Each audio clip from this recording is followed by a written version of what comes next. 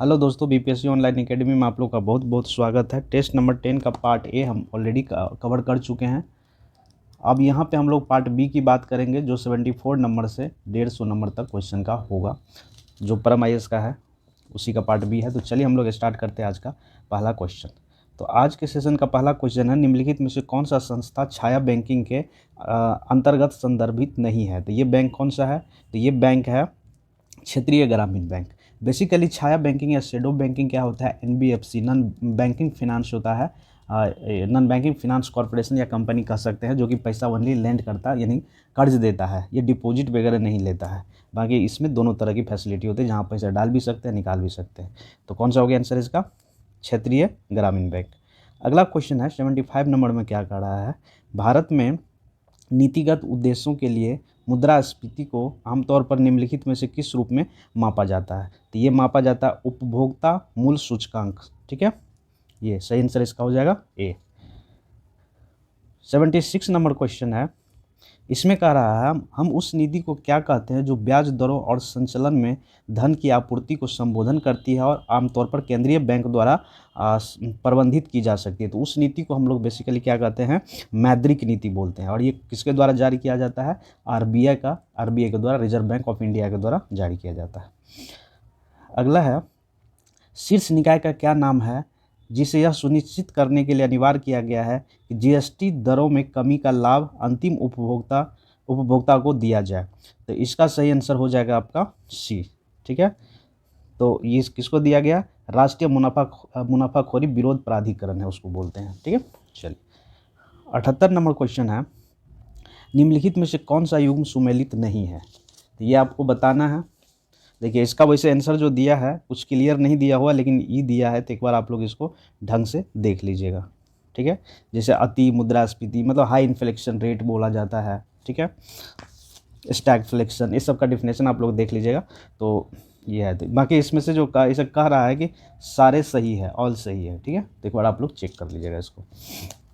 चलिए 79 number question कह रहा है कि समावेशी विकास के संदर्भ में सही कथन है। उद्योग का बेहतर फैलाव, व्यापारिक रोजगार में वृद्धि, कृषि क्षेत्र में एक क्रमिक बदलाव, कौशल विकास गठन के अवसर पैदा करना। तो ये समावेशी विकास का मतलब होता है ओवरऑल डेवलपमेंट, जिसमें सारे आते हैं। तो सही आंसर क्या हो गया? ई हो गया। अगला है 80 नंबर में क्या कह रहा है, निम्नलिखित में से किस समिति का गठन मौद्रिक नीति ढांचे की समीक्षा करने और उसे मजबूत करने के उद्देश्य से किया गया था? तो ये कौन सा समिति था? तो ये तो उर्जित पटेल समिति। ठीक है, उर्जित पटेल ये फॉर्मर आरबीआई के गवर्नर भी रह चुके हैं। अब वर्तमान में कौन है? शक्तिकांत दास है। 80 नंबर देख लिए हम लोग। 81 में आइए, थोड़ा इस साइड है क्वेश्चन। 81 में कह रहा है, निम्नलिखित में से कौन सा भौतिक परिवर्तन नहीं है? तो ये बताना भौतिक परिवर्तन कौन सा नहीं है। तो देखिए, तरलकृत पेट्रोलियम गैस का दहन, ये जो है ये भौतिक परिवर्तन नहीं है। ठीक है, बाकी पानी में नमक का विघटन, ये क्या है? भौतिक परिवर्तन है। बर्फ़ के पिघलने से पानी बनता है, ये भी भौतिक परिवर्तन है। जल को उबालकर वाष्प बना देता है, ये सारे भौतिक परिवर्तन है। लेकिन ये जो है ये भौतिक परिवर्तन नहीं, ये रासायनिक परिवर्तन है। 82 नंबर में कह रहा है, निम्नलिखित में कौन सा कथन सही है? तो निम्नलिखित में कौन सा कथन सही है? उदासीनीकरण अभिक्रिया एकल विस्थापन अभिक्रिया होती है? नहीं, पहला गलत हो गया। दूसरा क्या है? वर्षा प्रक्रिया अघुलनशील लवण उत्पन्न करती है। तो ये जो है यही एक सही है, बाकी सब जो है गलत है। एक बार आप लोग चेक कर लीजिएगा इसको, इसका आंसर भी दिया हुआ है। 83 नंबर क्वेश्चन है, निम्नलिखित में से कौन सी ऊष्माक्षेपी अभिक्रिया नहीं है? तो देखिए, इसमें जितने भी है सारे ऊष्माक्षेपी अभिक्रिया है, चाहे वो प्राकृतिक गैस का जलना हो, सांस की क्रिया हो, जो सांस हम लोग लेते हैं सांस, सब्जी के पदार्थ का खाद्य में अपघटन, और उपयुक्त में से ये तीनों जो है ये क्या है? ऊष्माक्षेपी अभिक्रिया ही है। तो इसका सही आंसर क्या हो जाएगा? आपका ई हो जाएगा। चलिए अगला क्वेश्चन है 84 नंबर, निम्नलिखित कथनों पर विचार करें। विद्युत धारा उत्पन्न करने के लिए प्रयुक्त युक्ति जनित कहती है। ठीक है, तो बिल्कुल सही। ठीक, चलिए उसका शॉर्ट सर्किट होने पर सर्किट में करंट बढ़ जाता है, ये भी सही है। एक विद्युत जनित विद्युत चुंबकीय प्रेरणा का सिद्धांत पर काम करता है। हरे रंग के देखिए ये चार जो है ये गलत है।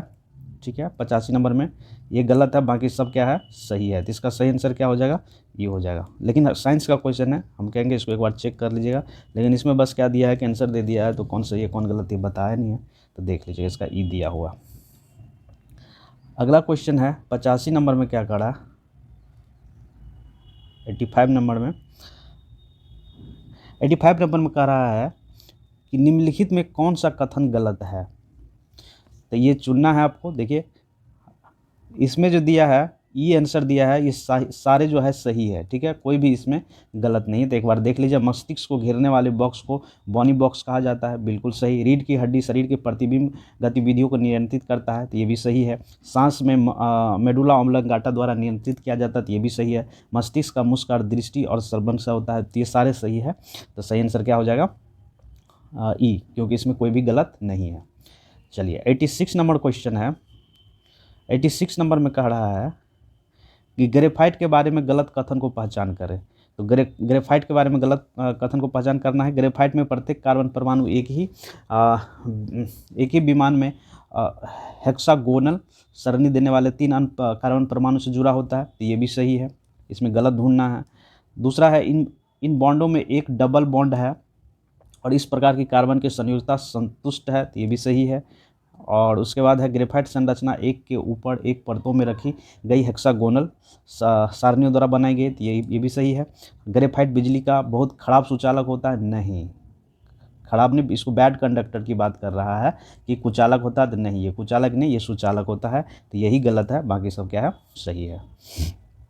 अगला ये यहाँ पे क्वेश्चन है, एक सेकेंड यहाँ पे आ जाइए,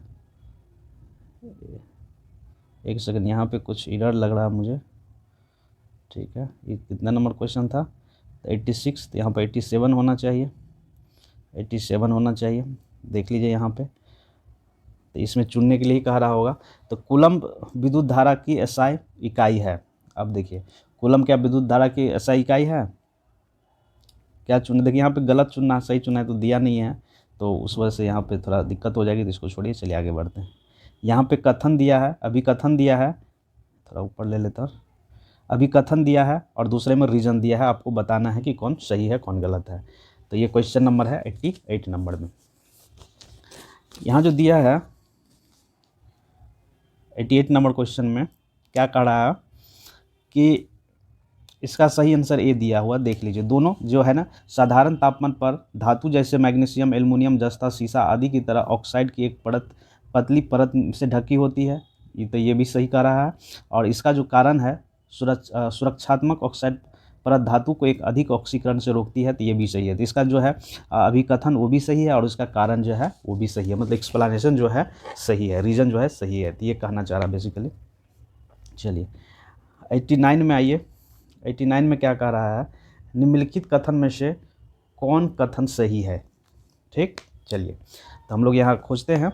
लेंस प्रणाली एक प्रकाश संवेदनशील स्क्रीन पर छवि बनाती है जिसे कॉर्निया कहा जाता है, तो नहीं, ये क्या है, गलत है, ठीक है।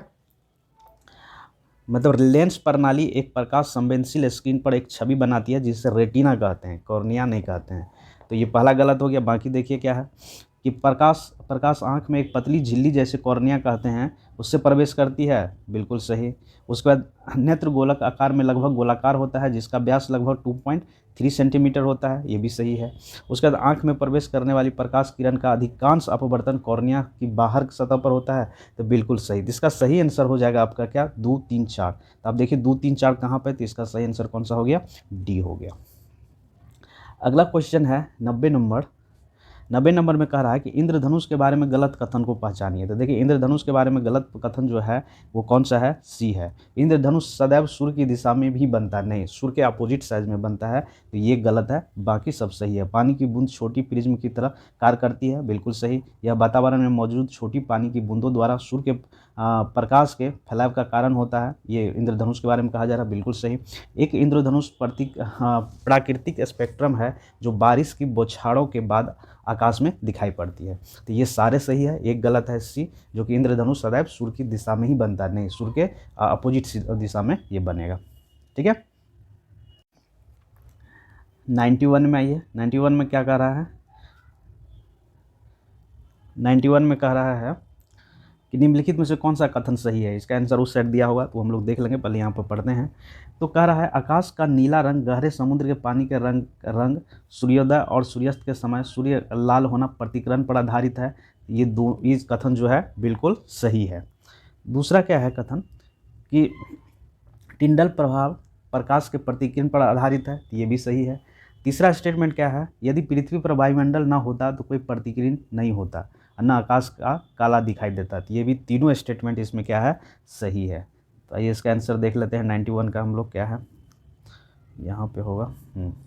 और एक स्टेटमेंट और है तो वो भी देख लेते हैं। एक स्टेटमेंट और है वो देख लेते हैं।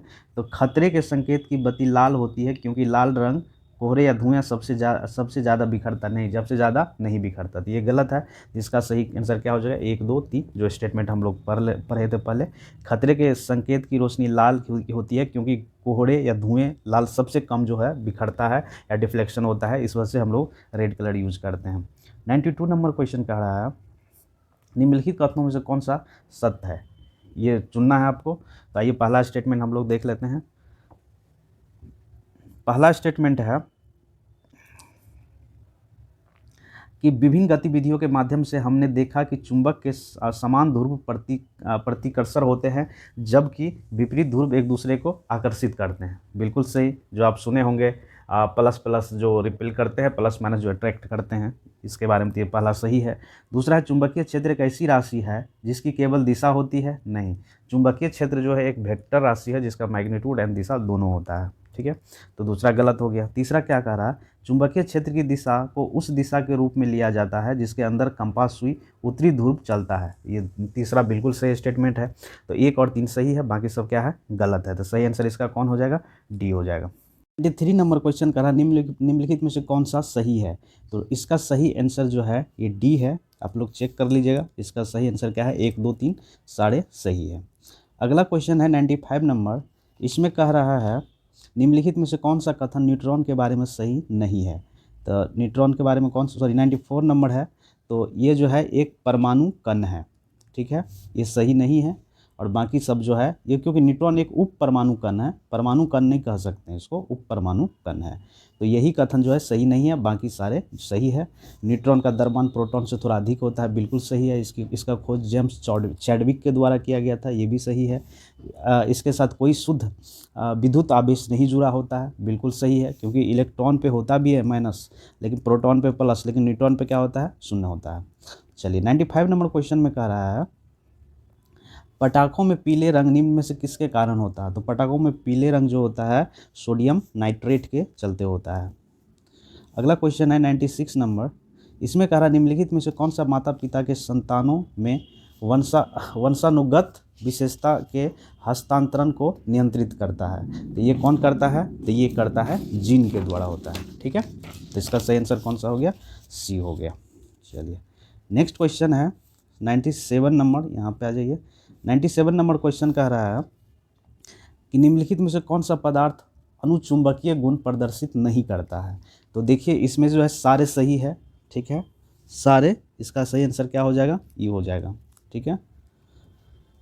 चलिए अगला है 98 नंबर।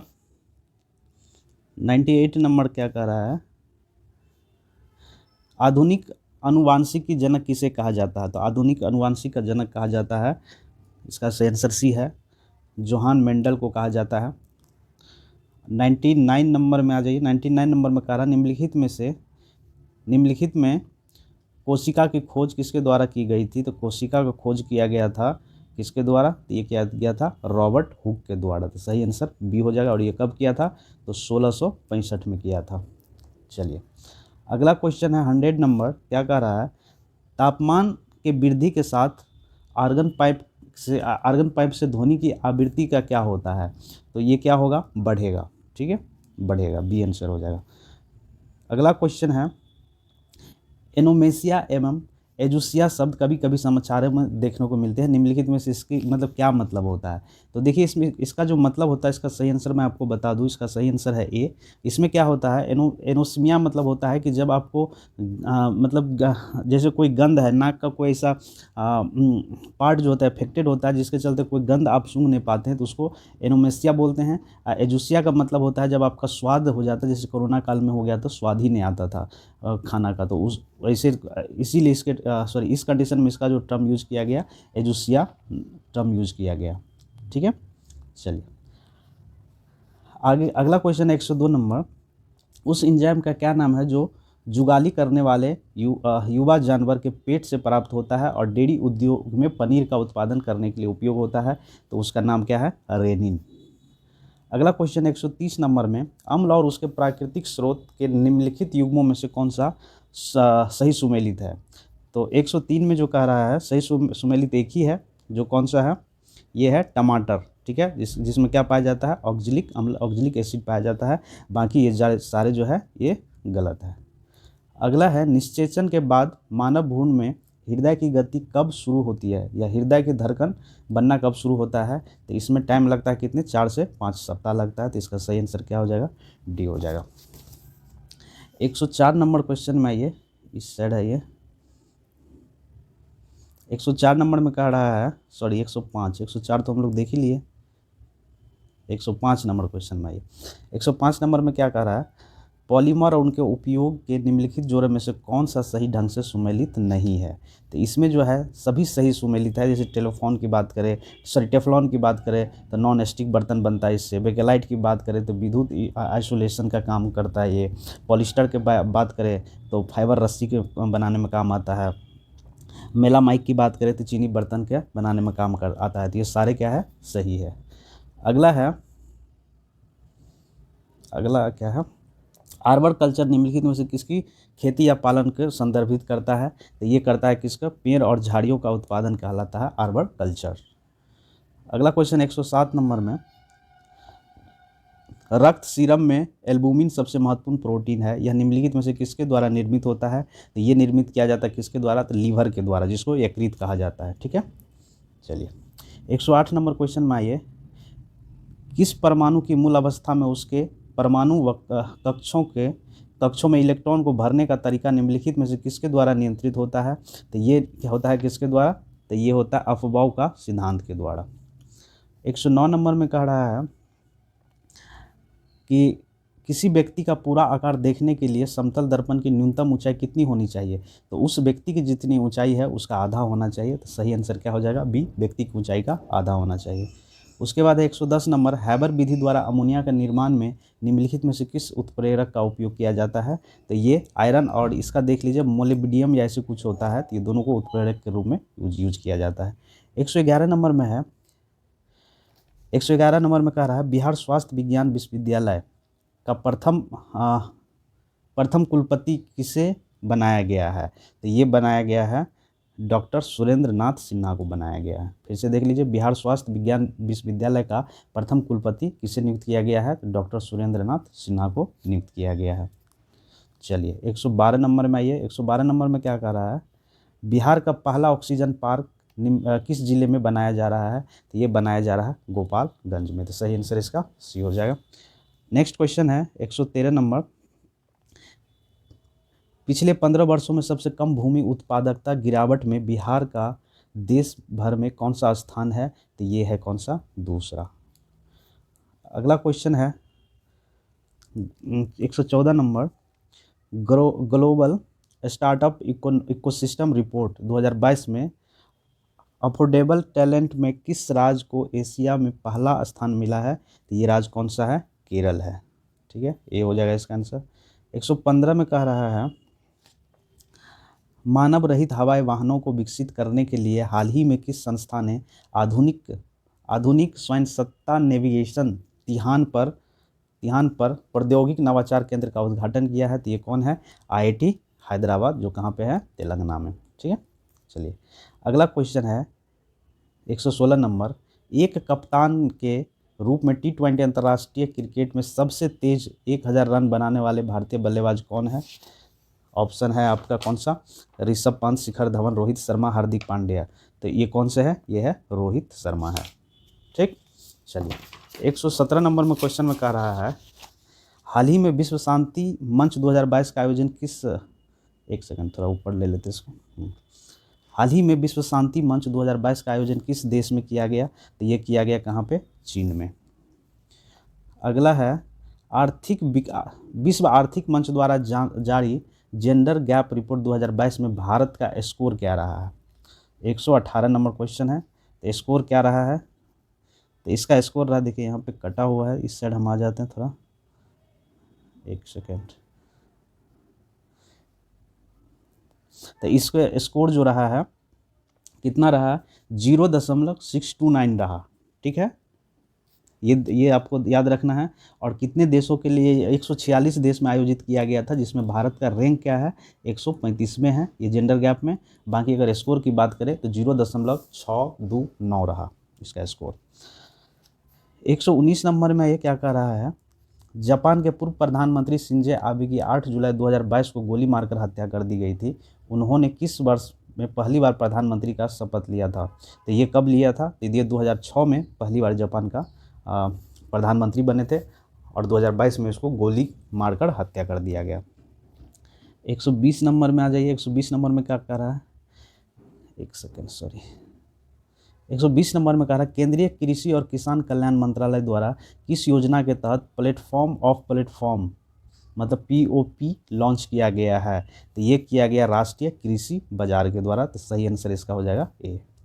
अगला है 121 नंबर, उपभोक्ताओं को उनके अधिकार के बारे में जागरूकता करके उन्हें सशक्त बनाने के लिए उपभोक्ता मामले के विभाग DOCA द्वारा किस नाम से शुभांकर लॉन्च किया है, तो ये क्या है, जागृति नाम से किया है। तो सही आंसर क्या हो जाएगा इसका, डी। अगला है, हाल ही में सुर्खियों में रहा प्रसिद्ध तीर्थ मंदिर स्थल अंबाजी किस राज्य में स्थित है, तो ये राज्य कहाँ पे है, ये कहाँ, अंबाजी, याद रखिएगा ये कहाँ पे है, गुजरात में स्थित है।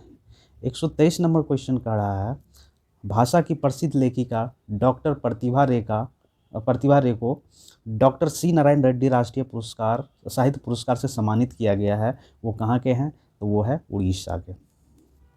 अगला क्वेश्चन है 124 नंबर, हाल ही में national union for conservation of nature द्वारा जारी की गई रेड लिस्ट में प्रवासी मोनार्क तितलियों को किस श्रेणी में रखा गया है, तो ये रखा गया है संकटग्रस्त में।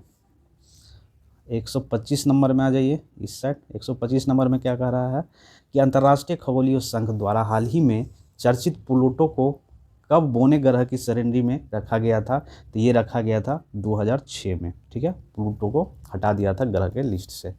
नेक्स्ट क्वेश्चन है 126 नंबर, बिहार के वर्तमान कानून मंत्री कौन है, तो वर्तमान में जो कानून मंत्री है डॉक्टर शमीम अहमद है। ठीक है, इसका सही आंसर क्या हो जाएगा, बी हो जाएगा। 127 नंबर क्वेश्चन में है, 2022 फॉर्चून ग्लोबल 500 सूची में शीर्ष कंपनी कौन है, तो शीर्ष कंपनी कौन है, वो शीर्ष कंपनी है आपका वॉलमार्ट। तो सही आंसर इसका हो जाएगा डी। 128 नंबर में कह रहा है कि विश्व का सबसे बड़ा तैरने वाला सौर ऊर्जा संयंत्र किस नदी पर बने अंकलेश्वर बांध पर बनने की घोषणा की गई है, तो ये कहाँ पे है ये, तो ये नर्मदा MP मध्य प्रदेश में। तो सही आंसर इसका डी हो जाएगा, ए हो जाएगा। 129 नंबर में कह रहा है कि भारत और किस देश के बीच संयुक्त सैन्य अभ्यास अल नहाज चौथा का आयोजन किया गया है, तो ये किस किस देश के, भारत और ओमान के बीच में। तो सही आंसर इसका हो जाएगा ए। अगला क्वेश्चन है, सही आंसर इसका देख लिए, ए हो जाएगा।